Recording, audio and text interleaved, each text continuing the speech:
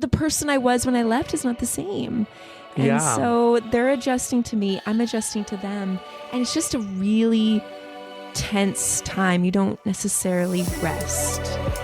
Yeah, whenever you're guess. home, I agree. Yeah, Everything is different around you. I Yeah. definitely feel that. That's why when you ask me what I usually feel when I go home, the second thing comes to mind is like the stress. Yeah, the stress. It's always accompanied with this kind of stress. There's kind of unease with you, and there's nothing you can do, nothing can change. And even though you, in your mind, you're going home, that you're supposed to going back to that kind of comfort, that kind of familiarity, but then what you get is often the opposite. There's a the mind rest. trick. Yeah, the rest Yeah. isn't there. I like salad. Do you like salad?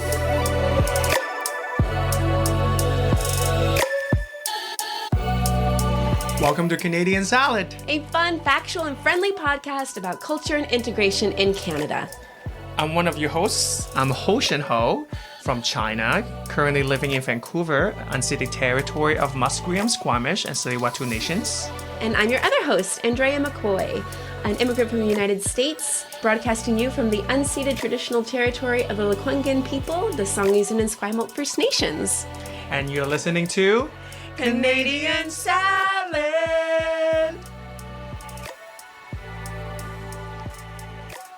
Hey, welcome back, everyone. New, old, Hi. young people. Hi, Ocean. No, old, young, anyone in the middle, Anyone in the middle? I don't even know what's in the middle. Middle-aged. middle-aged. Middle-aged. Those of you who are middle-aged, welcome. Welcome to Well, Canadian please. Salad. Yeah, if you're around 40, you're middle-aged, because the average life expectancy in Canada is about 80. That's true. So I'm middle-aged, but you're not. middle-aged. I'm not. I'm like close to it. You are close, old man. I'm You at just wait. 7 years. You just wait. You're gonna wake up tomorrow. You're gonna be in pain, and I'm gonna enjoy that because Maybe no. no, you know, and Asians don't raisin, so you're gonna look like the same age your whole life, I wish. right? I wish it's that easy. I wish. Yes. Well, Yes. we're gonna talk about something that's not very easy, like aging. No, aging, I guess, isn't easy. But we're gonna talk about Age is never easy, baby. aging is not easy, no, and neither is going home after you've been in Canada for a long time. That's the Yes. topic we're going to talk about when we feel like a foreigner in our own heart country, home country of origin. That sounds great. I love it. Yeah. Let's explore. Ocean, what is different when you go back home for a visit? What do you notice is different? When I go back home, I usually feel a bit, to be honest, like definitely first is get to see family. That's the first thing. And I would Yeah. feel excited to see family. But once that slowly fades, the second thing comes to me is how stressful usually I am. Really? Yeah, because going home also means a lot of responsibility. Like I have to see a lot of people that I might not necessarily want to see because they're my uncles and my mother think it's like a courtesy. You have to see them. I see. And then also I have to like, my mother knows I'm gay, but not every family knows that I'm gay. So like I had to also play this character that I am like, kind of straight passing or like, answer this question is, oh, why are you not married? Why do you not have kids yet? Those questions always comes and is not the Yeah. best. That's a lot of layers of identity Yeah. that you have to And- kind of respond to. And last but not least, it's definitely also the cultural element. I live in Canada I live outside of China for like more than like 13, 14 years now. Yeah. Like I also so not when I go back to China, even though I know, the culture, traditions and rules and everything is still a shock every time. Yeah. That in many things, like how people talk to each other, how blunt they are on commenting people's body size. Oh, yeah, like, oh, you look fat. They would just say that. Oh. Not like polite Canada. They're not going to tell you how we No. really think. We're just going to be nice. Yeah. Yeah. There's, oh, you look fat. Oh, like that kind of thing. Yeah. Definitely is. Yeah. Yeah, that's the three things I usually feel. Yeah. How about you? What do you usually Wow. feel? I would say I definitely don't experience the culture shock to the degree that you do, because going to the States from Canada is not too different. But I will say Yeah. the last time I was down there, I think what was shocking for me was seeing someone carrying a gun and just having it like in the gas station. And there's just this guy walking around with a gun on his hip. And I'm just thinking, I hope he's not upset today. There's this fear that but I grew up with that. Yeah. I would see it, no big deal. But now that I've been in a country that actually has stronger and stricter gun rules, it definitely is that piece of shock. And then I also get this comment and feedback from family and friends. You're Canadian now. You don't really have the right to have an opinion on what's happening in America. And I don't know if your mom does that or family, where it's just, you're not this anymore. You're Canadian. And you don't feel Canadian enough, but you don't also feel, I don't feel American enough. You probably don't feel Chinese enough to whatever that standard is. It's there. So those would be my two that I noticed. And so it's nice to see everyone. At the same time, you do feel almost like a fish out of water. Like, I don't know if I really belong. Oh, I absolutely feel that. I absolutely feel that. Yeah. I feel that all the time. My mom often would say that I'm brainwashed when I comment on, when I have an opinion about China, about, Chinese culture, about the government. My mom will always say the thing, oh, you brainwashed. This, your opinion does not matter. You know nothing. And so they always kind of argue me. And yet they keep reminding me the things, oh, you remember you're Chinese, that this is your root, we are all your family, they always do this. It's like a yo-yo. Yeah. Yeah, they always push and pull. Oh, you are one of us. Oh, but you're also not one of us. When it serves them, says my family, then I'm one of them. When it doesn't serve them, then I'm not one of them. So it just it's hard. That is hard. That is hard because they know you, but then you feel like they don't know you, but you're wanting to be known and you want to belong, but you're told you belong, but you don't really belong because it's just, it's what hat do I wear when I'm here? Exactly. So what hat do I wear indeed? Yeah, that is hard. That's hard. Thank you for sharing. I mean, I think it's very complicated. And I think, doing research for this episode, obviously there is some out there. Yeah. Not too much, but there was a study done out of the University of the Pacific by Dr. Bruce Lebrecht, School of International Studies. And this gentleman said that there's 10 immediate reentry challenges. And I just want to highlight a few. And if you're listening, new, old listener, thank you so much for joining us. If you have experiences of going back home and experiencing any of this, we would love to hear from you. hello@canadiansalad.ca is our email address. Please. We will or leave to. A comment in this episode. You can do that right from your phone in Spotify. I don't believe iTunes allows you to do that, but do let us know. So one of the things that they point out, the top 10 is this kind of, you can't explain necessarily what's different. It's almost something has shifted. I don't know what it is exactly. And I can't tell anyone here in my home country because they don't understand. Like I can't explain what I'm feeling. And so it almost creates this kind of misunderstanding or just this like feelings of alienation to where, you might talk about an experience you had in Canada. Or I was in Vancouver one time with my friends and you kind of explain it and they just kind of look at you and, oh, that's nice. Because they don't understand. They haven't lived here. They don't understand the culture. They actually, I think it was Alice, our friend who's from Vietnam. When she visited Vietnam after being in Canada for a while, someone said, you complain so much about the traffic. What is wrong with you? The traffic is always going to be the traffic. You're so Canadian now. And she was just like, what? There is a lot of traffic compared to Canada, So I don't know if you've had that kind of feeling of trying to explain something and people don't really get it or... Yeah, often, like I said, if I have an opinion about whatever, no matter it's a culture or the government, is always that, oh, you're too Canadian. Because, for example, how to say this, I don't like always like this kind of, okay, for my family, I don't know whether it's specific to my family, people are really loud. They talk. My father's side especially, they were farmers. So they do talk quite loud. Does farming make you loud? Because you're yelling? Like, you're the yell across the pond, probably. I don't know. Okay. I don't know, but I think that's probably the correlation. I don't know Also, too many it's a really, farmers, so. it's also really like hilly. It's also really hilly area, the area I live. So I guess it's Oh, more sure, people will sure. yell. Yeah, it's a distance. And so they talk quite loud, especially when they're excited. And a lot of times, oh, I would like cover my ears. And mama would say something, oh, so now you've been to Canada, you're like a delicate flower. You can't even listen to loud music anymore, isn't it? I was just like, oh no, but you just I'm accustomed to not as loud, like people lower volume, not Yeah. as animated, excited. And so now it was just like a shock to my system because this is the one I'm used to. And then Yeah. and then my mom would say, oh, you're so whitewashed, blah blah blah blah. Oh, dang, dang. And so Yeah, then for example.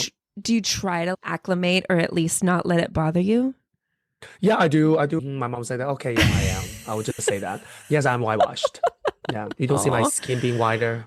Yeah. oh no. Oh my God. Another thing is like I get tan easily, which I love getting tan. Also, Yes. I would not do anything to specifically to make me tanner or less tan. I just let it naturally. I wear Yeah, sunscreen when it's whatever. sunny, but I'm that's it. outside Whatever. more. I get Yeah. darker. Yeah. I have no problem with my skin color, but my mom, in many ways, in Asian culture, this kind of white kind of beauty standard is very like deeply Oh, rooted. So like the okay. paler your skin, the better you look. That's what they believe. Oh, And then when I was in China, my mom always asked me to wear umbrella, or, like to make sure to block myself from the sun, which is oh crazy. I don't do that. no. So like it's sometimes when I come home from during the summer, I get really tan. My mom would be like, "Oh my God, you look like a dark, like, why you look so dark? This is Yeah. not in China. We don't like that. This is Yeah. not the beauty standard here." I was like, but that's not the same in Canada. Canada loves people that are tan, means they are athletic. They're outdoorsy. I was Yeah. like, but we're not in Canada, so don't give me that shit. Oh my beard. Oh, we don't like facial hair. Don't give me that shit. I was like, but in Canada, it's fine. Also, in Yeah. Canada, no one cares whether you have a beard or not. Why do you have to judge me whether I have a beard? So in Chinese culture, they like smooth, They like chiseled. Okay. smooth, pale skin. Yeah. I wouldn't do well in China. I have a very small, I light mustache. So obviously me neither. amazing, amazing. Even the Chinese, I Oh, do not do well there either. yeah, yeah. That's so hard because, It's very hard. yeah, one of the things they highlight too in this article, Dr. Bruce highlights, is that people see that you've changed maybe the wrong way. You're more Yeah. Western, you're more whitewashed, you're so Canadian. They discredit your opinion. Part of this too that Dr. Bruce pointed out was that they might be jealous. Like there could be, I'm Yeah. actually serious. There could be an underlying, oh my gosh, you got to travel and explore the world and I haven't. I'm just stuck here, whatever.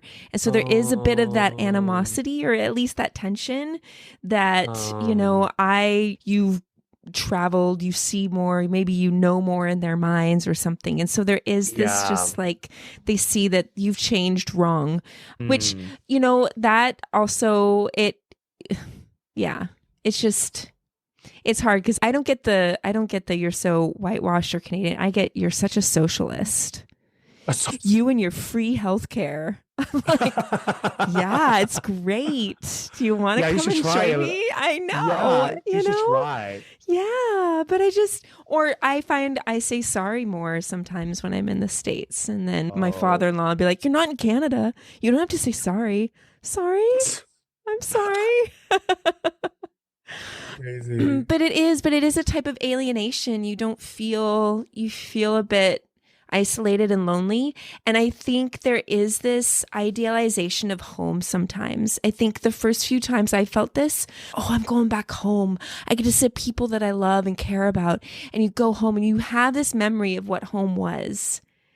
And then you go home and it's just different because Yeah. they changed without you. You changed Yes. without them.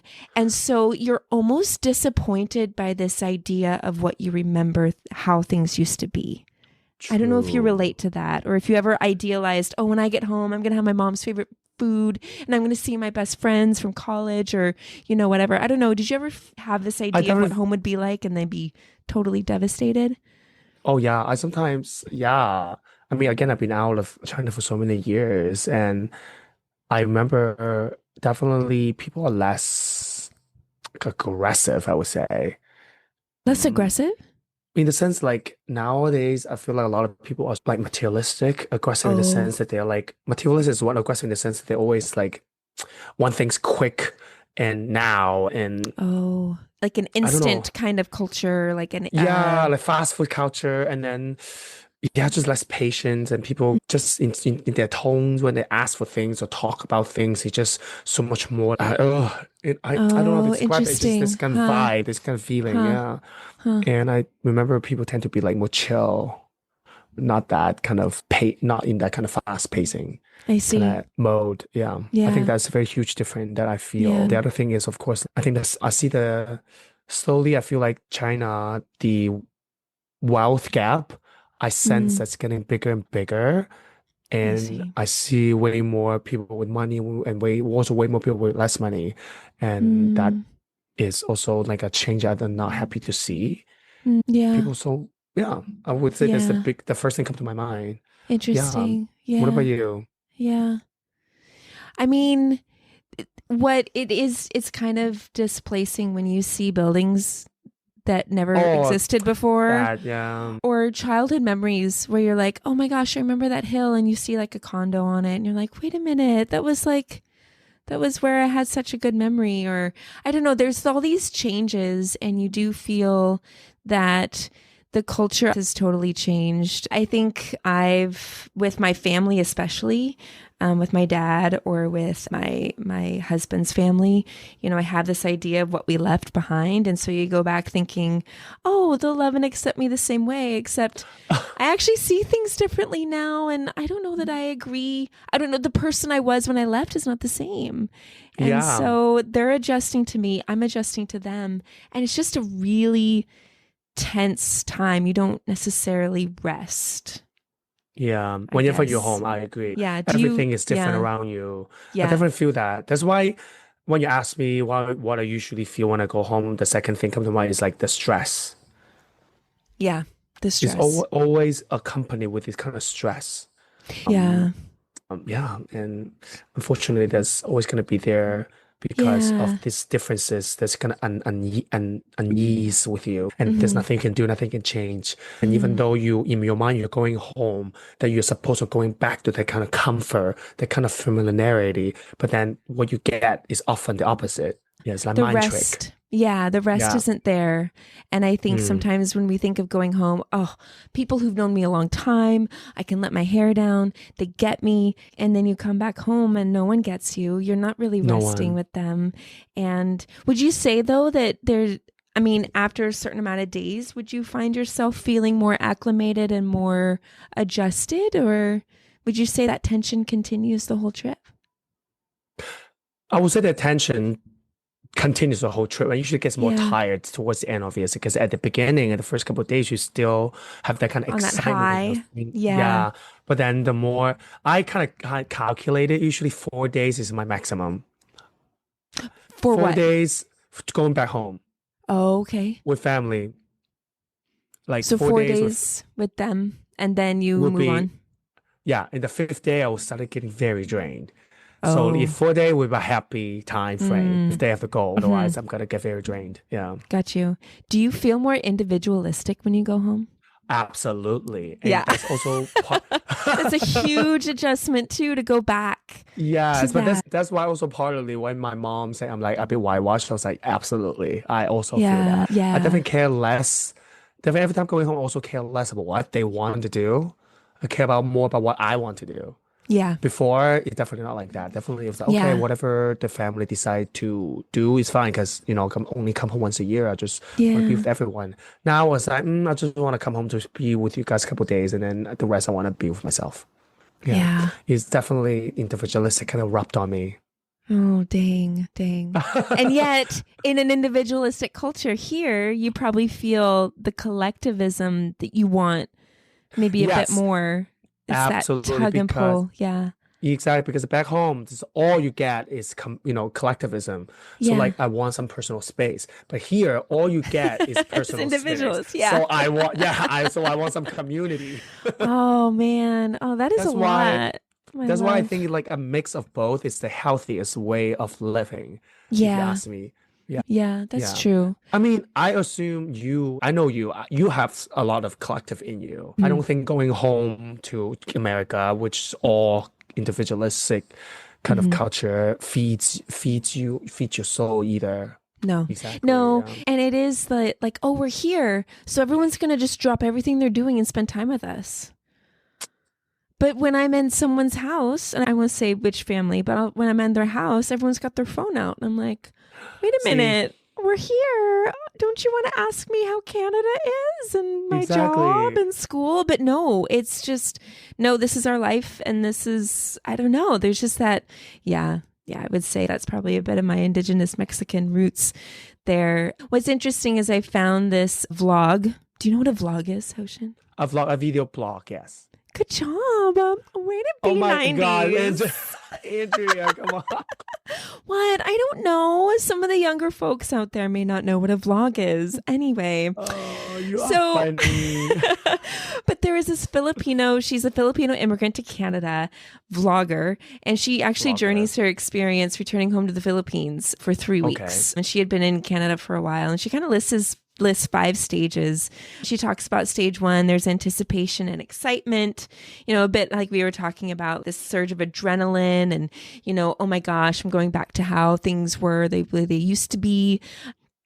And then stage 2 is kind of rediscovering those roots. So, oh my gosh, I remember this is like my culture. This is what makes me who I am. I mean, her vlog is very positive, I would say. She does go into a bit of the reverse culture shock, she says, in stage 3. And then there is, though, and I'm actually curious, so she hits on stage 4, sadness when you leave. Do you feel sad when you leave, even though it's been really tense and difficult to navigate being home? Have you felt sadness leaving, or have you felt the kind of, yay, I get to leave? That is interesting. I've never think about the sadness part. I definitely usually feel some sort of sadness, but usually that's because it's not like country related. It's more like my mother. Like if my mother coming Loved with ones. me, loved ones, saying goodbye to loved ones. Like if my mother is going back to Canada with me, I probably will feel less sad, to be honest. Or maybe I won't even feel sad at all. Yeah. Or maybe my friends too, actually. It's definitely, I definitely feel some sort of sadness, but I have to say that is majority of that sadness related to loved ones, like friends and family, not necessarily about culture or government. Got you. Okay. At least that is for me. Yeah. I mean, I will say there's a sadness that I think there's almost a grief that things aren't the way I remember them. Oh. And they're different and they'll never be the same way again. Because I left and I changed and people back at home changed on their own. And so like even really close friends, you can have a conversation with them, pick up like you've never stopped talking. Absolutely. But there's so much about them that you didn't get to experience or stories you didn't get to share. And you just feel like you don't know them. And so there's a bit of sadness there, I think, in grief for me. I will say anytime I feel like, oh, we're going back home. Yes, I feel like this relief when I arrive at the Vancouver airport or we come over the border. It's, no guns. Or, this is my new life in some ways. I'm really thankful to be here. And yes. So I don't know. That's for me, and I think that last stage that this vlogger even talks about is kind of, and I'm curious to hear about your experience, but that acceptance that, okay, the life I've built here in Canada is my life now. And I can't go back to where and how things used to be. And that's okay. And there's this bit of like acceptance. This is just my life now. And I'm not going to try to recreate or, make sure that whatever happened before happens again because it felt so good.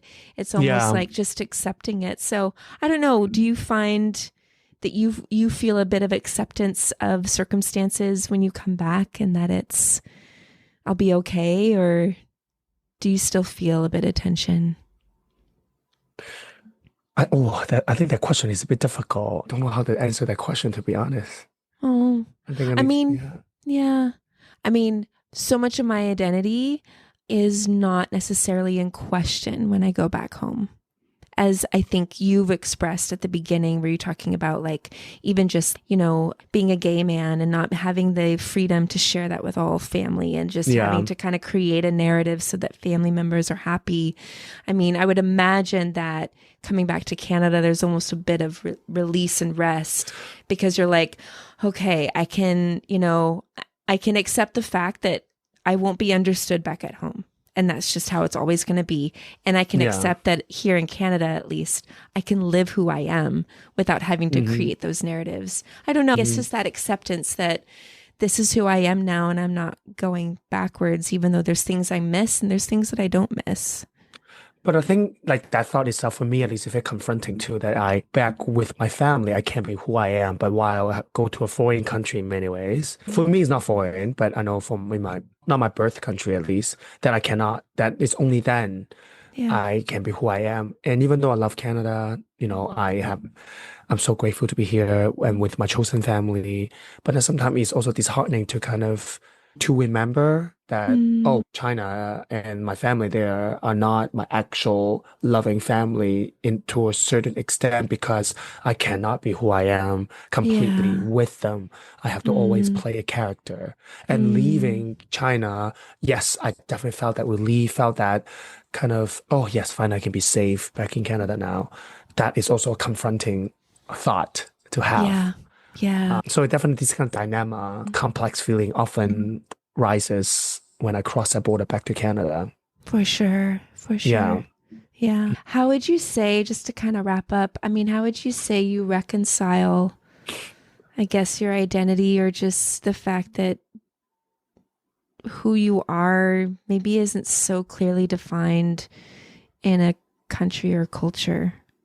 I don't know. I agree who we are in many ways are not defined by, a passport or a geographic location that we're in or where we're born, because if you're gay is universal. It's not like because you're certain passport that you're gay or not gay, for example. Right. Yes. And your race too. It's not like there's white Africans, there's black Asians, like many things are not defined by where you're from, but at the same time, many things also defined by where you're from, like your culture, right? Yeah. A huge part of who you are, your identity is culture, is heritage, lineage, even that is defined by where you are from. But when you are immigrant, you often have to confine within yourself and confront with the differences of the culture you're living in now and your cultural origin, where you are from. You have to kind of pick and choose what you like or what you want to be part of. Or sometimes you have to make a combination of those, like the collective and individualistic that we just talked about. Sometimes you just have to make a blend of it. And you will often feel that you are neither because you make a blend of it. Go back home, you are not completely that. Back to, where you live now, you're also not completely that either. So you just have to be comfortable with that uncomfortableness. And believe that you are who you are and where you live should not define who you are, and all the choices you made to be who you are and who you love, like that it stays with you. It doesn't stay the location that you are on. Yeah.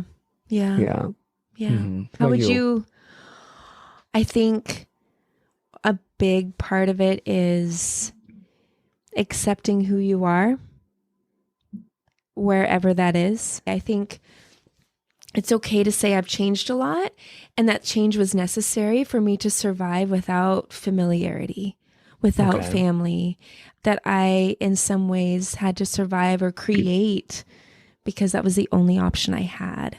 And that was a good option. And even though it came with grief, even though it came with isolation, even though it came with creating a new family or creating a new identity. And I guess the other piece is just kind of allowing myself to be present where I am. So sometimes I get caught in this mindset when I go back to the States, like, I'm sad. I'm grieving the fact that I don't know my friend anymore, rather than just being present and being like, so how have you been? And tell me anything that you want to tell me, and letting that be okay.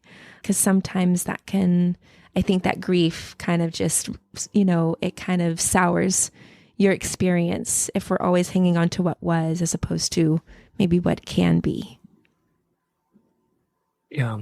That is a great way to put it. But I feel like, for me at least, I sometimes Yeah. cannot let go of that what was, because Yeah. that what was part of me, or Yeah. still is part of me in some Yes. sense. Yeah. So that's why sometimes when I go back to Canada, I will have to be confronted what was. Mm. You know, I used to who I was and now who I am, the family I Mm. have now, chosen family, and the family I had Mhm. then, which is my blood family. And Mm. then now my focus and my love, as many ways, or my time goes to, is shift. Yeah. And so I think confronting with that sometimes, yeah, it's that grief that you mentioned. Yeah. But I think that grief also lies with a lot of Mhm. joy as well, because finally I Sure. am in a place that I'm no longer that I myself crafted, Yeah. not because I was born there. Right. So that is Right. also something I constantly remind myself. Yes, I don't live there anymore. I have to say goodbye to loved ones every time I go back to Canada. And yes, there's a lot of things lost, but I also have a lot of things gained. That, Hmm. yeah, that I think Hmm. that joy is what we should focus on more for me. For you, yeah. And that would be your Mhm. maybe encouragement to others, maybe who are listening and have gone back or are about to get ready to go back and visit family. Yeah, I guess Mhm. how would you say, what's a good way to kind of just approach that? Having joy. Yeah, I think Yeah. having joy, yeah, exactly. Because Yeah. the little life that you're living right now, whatever country you're in right now, remember that you chose this life, that you crafted it, that you created it, your Yeah. friend group, your chosen family, everything that is there for you. There's a reason. There's at the beginning there was a reason for you to make that move. So believe in that reason, and believe in that love and that joy that you had there, Mm. and then bring that with you when you go back home. When you Mm. go back to like where you were actually from, Mm. and then yeah, and maybe there's a lot of confrontational situations that reminded you that you're no longer that person that you were, that you're no longer, that culture no longer fits Yeah. you completely. And it will be, there's will be moments of sadness for sure. But Yeah. again, that joy at the beginning that we mentioned, Mm. always met that joy that, you know what, it's okay. Yeah. Yes, I'm no longer that person, but the new person is happier. And the new Mm. person is going to go back to the world that, that this new person created. And this new person, this new world, this new life is worth everything. Because, Mm. in many ways, sacrifice have to be made in the way of pursuing happiness, Wow. in the journey of pursuing, true and raw kind of joy. Yeah. And yeah. Yeah. Yeah. That's beautiful, Hoshin. Thank you for sharing that. I feel No, like thank you. I'm really glad to hear your reflections because I feel like there's just a lot there. There's a lot to carry. And I hope that, you probably feel alone in carrying it sometimes. And maybe you can find that solace with other people who experience the same thing. Hopefully that's Canadian salad, Yes. Yeah. Yeah. If you're listening, Yes. reach out. Yeah. Please do, all the listeners. I know I'm not alone. I know I'm not alone. I Yeah. also have friends, of course, that go through these journeys with me. And I know whoever you are listening, that you're probably also, already went through that journey or still going through that journey or at the Yeah. beginning of your journey. Yeah. And if you just want someone to echo your experience, come talk to us. That's right. Yeah. You can Come talk to find us us. on TikTok, Instagram, or email us hello@Canadian Salad. And Hoshin would love to talk with you. I would too.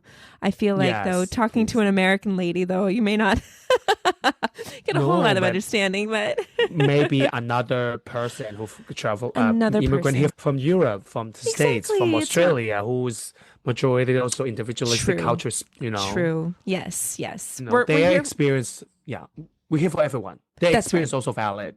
That's Yes. right. Absolutely. Absolutely. No, Yeah. thank you for that. That is our episode. We are going to get into our Canadian salad pop quiz, poppity pop quiz. Yes. If you are new to this, is the time where we quiz each other based on a factoid related to our topic and in Canada. Exactly. So Hoshin, would you like to Yes. ask your question first? No problem. I will ask this question Okay. first. Okay. My question is, Okay. my Y'all. question is based on a 2022 report from Statistic Canada. Yes, them. What is the estimated number of Canadian citizens who live abroad. Oh, I read this somewhere, 2022. I'm going to say it's 40,000. 40? Yeah. I give you another chance. Higher or lower? Lower. Absolutely Lower? 11,000. 11? I'll give you another chance. That's really high. Serious? No. Yeah. It's less than that? Okay, 5,000. Okay, that's close enough, but no, it's 4,000. Really? That's it? 4,000, yeah. Canadians live abroad. 4 million. Sorry, 4 million. 4 million. I'm thinking, I said thousands this whole time. Oh, 4 you said million? 1,000. Yeah, sorry, Yes. it's up, down. Yeah, 4 million. Sorry, my bad. OMG. yeah. 4 million Canadians live abroad? I Yeah, mean, about most of those are 10%. probably military, huh? A lot of military, but a lot of also Temporary like, foreign workers? Because they're not no, expats. yeah. Just saying. There's also immigrants. There's also like citizens that have families outside of Canada, and they like Okay.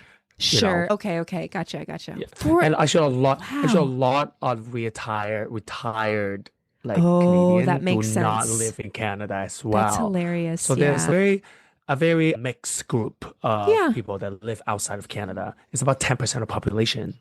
Wow. I mean, that makes sense when houses are flipping the cost of a castle. Yeah. Oh my gosh. Anyway, Please, that's though, yeah. using like Canadian income to live like some cheaper countries is you can live up so Well, for sure. Exactly. For sure. Yes. What are we doing here, Hoshin? so yeah, 4 million. 4 Around million. 4 million That is a butt Canadian. ton. That is a lot of Exactly. Canadians. 10%. Exactly. Yes, exactly. Okay. My question to you is, this is a Yes. little dust off those cobwebs in the back of your beautiful little brain. Go on. How many days does an immigrant have to be physically present in Canada during 5 years in order to become a citizen? What is the rule? How many days do you have? 180 days times 3, I think. So it is 420 days. 420 days. Is that your final answer? Oh, wait. So it's 500. Sorry, 540 days. 540 days. Is that your final answer? Yes. Okay. Womp womp. You What? have to be physically in Canada for at least 1,095 days, which is about 3 years of days during the 5 years before you date and sign your application for citizenship. Yeah. I remember 3 years. That's why I said 180 days plus multiplied by Times 3. because But no, it's 365 times 3. Yeah. So Yes, if you're an immigrant, it's and you go home, like that counts Yeah. down the amount of days before you can apply. Yeah. Oh, okay. So yeah, Okay, 1,095. wow, There you okay. go. So folks who aren't immigrants and you're listening, like this is kind of the rules that we've set up, and a have to lot of know. us, majority of us, 99.9% of us follow those rules, and we're doing it. We're staying here 3 years. That's a long Exactly. time to not go home. To. Uh-huh. Uh-huh. Mm-hmm. Uh-huh. Mm-hmm. Uh-huh. Mm-hmm. Uh-huh. Mm-hmm. Okay. Mhm, Well, we could go on. I love this. Let's wrap this up. Or baby. not. All right. Thank you so much for listening. Thank you, Hoshin, for sharing your thoughts, your stories. And yes, please leave us a 5-star review. Share us with your Please families and do. friends, and subscribe. The more likes we get, the more stars, the more reviews, the more people catch wind of this amazing podcast called Canadian Salad and these amazing two people called Exactly. Hoshin and Andrea. So we love you. Have a wonderful week. Take care. And we will see you next week. We'll see you next week. Bye. Okay. Bye.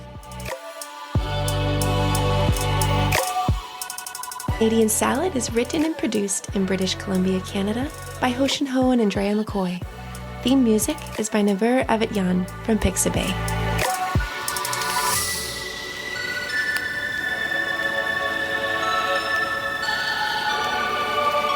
This has been a good Drinklin production.